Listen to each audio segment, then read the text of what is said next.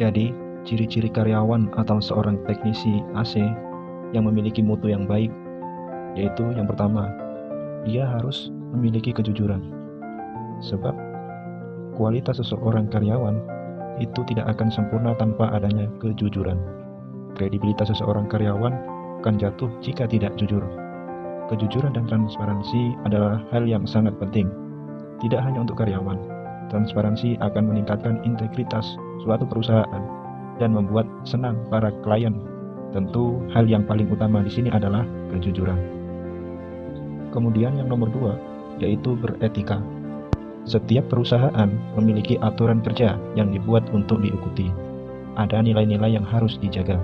Karyawan yang baik harus mengikuti kebijakan perusahaan dan mengajak rekan yang lain untuk mentaati peraturan itu juga. Menjaga etika saat berada dalam lingkungan kerja adalah hal yang sangat penting. Begitupun bagi teknisi AC, walaupun dia tidak bekerja sama dengan perusahaan, akan tetapi dia harus menjaga etika ketika berada di depan klien atau customer-nya. Kemudian yang nomor 3 adalah disiplin. Setiap atasan itu menyukai karyawan yang disiplin. Misalkan, disiplin pada waktu. Disiplin waktu adalah hal yang penting bagi perusahaan agar dapat mencapai target yang sudah ditetapkan, yaitu time is money, waktu adalah uang. Jadi, karyawan yang tidak menghargai waktu seperti datang terlambat, mengambil waktu istirahat berlebihan, menunda atau meninggalkan pekerjaan lebih awal dari jam biasanya, maka hal-hal semacam itu akan merugikan terhadap perusahaan. Yang nomor 4-nya, dapat berkomunikasi dengan baik. Seorang atasan akan senang mempekerjakan karyawan yang memiliki kemampuan untuk berkomunikasi dengan baik dan mengekspresikan diri dengan secara jelas, baik saat menulis maupun berkomunikasi. Sama halnya seperti kita bertemu dengan klien atau bertemu dengan customer, kita harus dapat berkomunikasi dengan baik. Dan perusahaan yang sukses dalam menjalankan suatu bisnis atau usahanya sudah pasti memiliki karyawan yang dapat berkomunikasi secara efektif dan efisien, baik itu dengan atasan, rekan kerja, ataupun dengan klien. Kemudian yang nomor 5 yaitu bekerja keras. Bekerja keras memang suatu hal yang sangat penting, namun bukan berarti seorang karyawan itu bekerja secara terus-menerus. Ada kalanya dia harus beristirahat di waktu saat dia mendapatkan libur. Bekerja keras yang dimaksud pada sistem kerja yaitu kerja yang efektif dan efisien, bukan bekerja yang sampai larut malam. Jadi seorang karyawan itu harus mengingat dirinya sendiri betapa berartinya mereka pada perusahaan. Kemudian yang nomor 6-nya adaptif.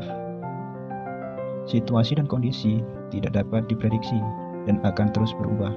Seorang karyawan yang baik tidak akan menolak pada perubahan, namun akan menyesuaikan dirinya karena hal tersebut terbukti penting bagi perusahaan. Karyawan yang tahu bagaimana menyesuaikan diri dengan lingkungan yang baru dan mau belajar pada berbagai hal yang baru. Orang yang dapat melakukan hal yang baik, yaitu hal yang terbaik dalam suatu perusahaan, dia harus bisa beradaptif pada perusahaan tersebut. Perubahan itu cenderung menjadi seseorang yang berpengaruh dalam organisasi manapun. Lalu yang nomor 7, dia harus mampu bekerja sama dalam tim.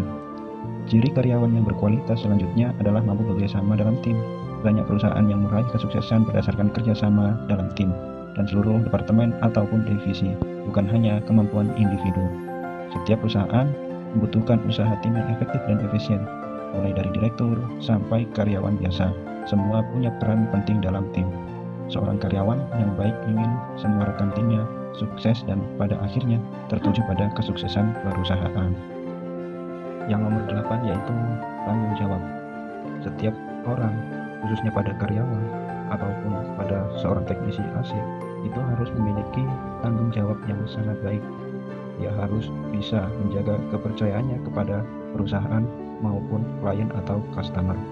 Jadi benar-benar bisa bertanggung jawab atas apa yang telah dia kerjakan. Yang nomor 9 yaitu introspeksi. Setiap karyawan itu harus bisa berintrospeksi pada dirinya sendiri.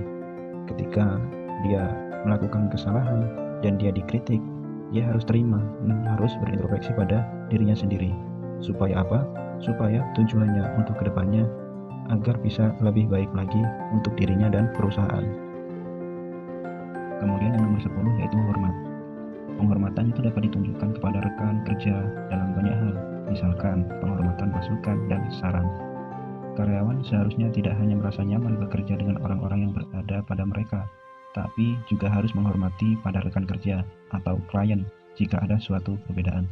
Seorang karyawan yang baik harus berpikir terbuka, menahan diri untuk tidak mengatakan hal-hal negatif tentang orang atau kelompok.